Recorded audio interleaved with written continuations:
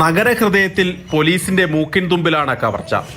നാഗരാജു ഷിൻഡെ എന്നയാളുടെ വീട്ടിലാണ് നാലംഗ സംഘം പട്ടാപ്പകൽ ആയുധങ്ങളുമായി ഇരച്ചുകയറിയത്. ഈ സമയം നാഗരാജുവും അമ്മയും മാത്രമാണ് വീട്ടിലുണ്ടായിരുന്നത്.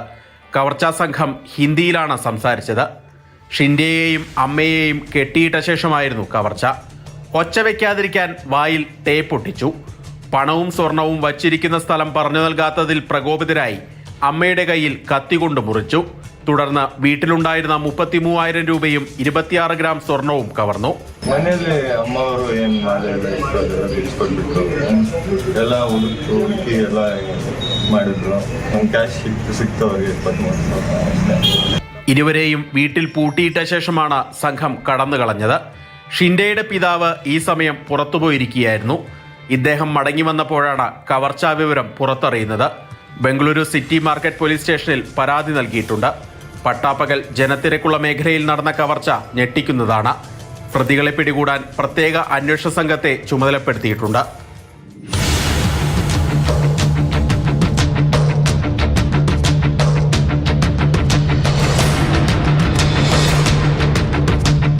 മാതൃഭൂമി ന്യൂസ്, ബംഗളൂരു.